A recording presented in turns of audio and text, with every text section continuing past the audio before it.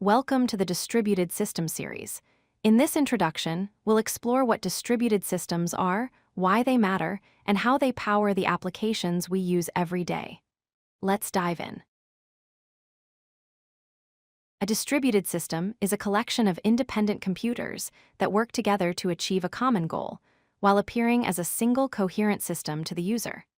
Think of it like a team of workers collaborating to run a business.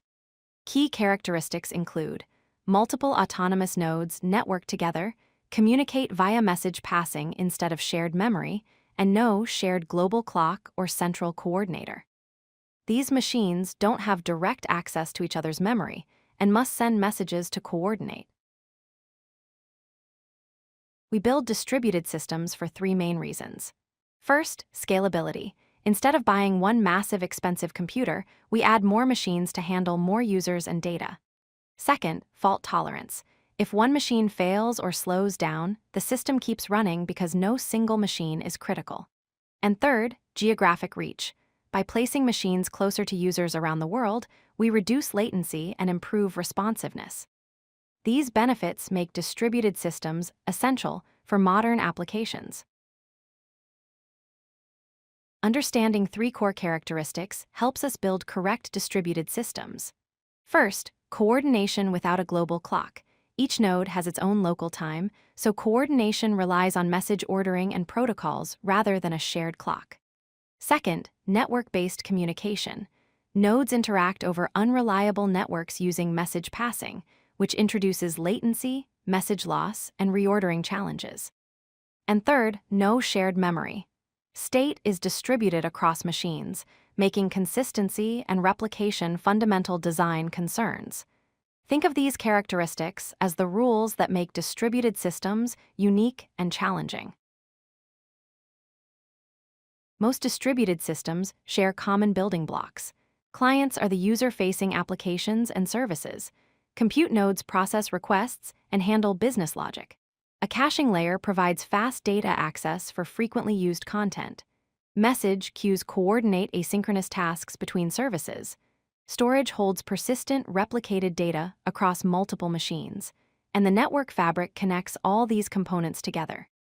These components work in harmony, communicating through remote procedure calls, database read-write operations, and asynchronous messages to deliver functionality. Most distributed systems follow a layered architecture pattern. At the top is the client and presentation layer, which includes user interfaces and APIs. Below that is the application and service layer, where business logic runs. Next is the data and caching layer containing databases and cache systems. And at the bottom is the network and messaging layer that handles remote procedure calls, message queues, and routing. Requests flow top-down through these layers while responses bubble back up, often across multiple machines. This separation of concerns makes the system easier to evolve and scale independently. Let's look at practical examples. Web services like online shopping platforms use load balancers to distribute traffic across thousands of web servers, which connect to application servers, which access databases across global data centers serving millions of users simultaneously. Mobile backends power smartphone applications, providing APIs, push notifications, and user data synchronization across edge locations with regional data replication, managing billions of devices worldwide. Both examples demonstrate how distribution solves real scalability challenges. Video streaming services use content delivery networks with edge caching to store content near users, transcoding clusters to convert videos into different formats, and metadata services distributed across continents, processing petabytes of data every day.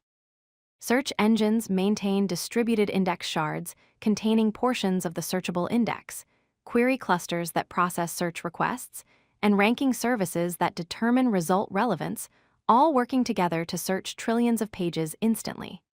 These systems show how distributed architecture enables massive scale. Building distributed systems introduces hard problems. The network is unreliable. Messages can be delayed, lost, duplicated, or reordered. Without a global clock, determining the order of events becomes complex. Second, consistency versus availability. When machines disagree on data state or some fail, you face an impossible choice. Be consistent but possibly unavailable, or available but inconsistent. This tension, known as the CAP theorem, means you cannot simultaneously guarantee all three properties: consistency, availability, and partition tolerance. Understanding these challenges is essential for designing robust systems. Let's recap the key takeaways. A distributed system is many independent machines collaborating to appear as one logical system to users. Real-world services rely on distribution for scalability, fault tolerance, and low latency across geographic regions. Networks are unreliable and failures are normal, so systems must handle partial failure and conflicting states gracefully. As we continue through this series, remember this mental model. Think of each feature as coordination over messages between imperfect nodes, not as simple code running on a single machine. This mindset will help you understand the design decisions behind distributed systems. If you like this video, hit that like button and don't forget to subscribe. Visit codelucky.com for more such useful content.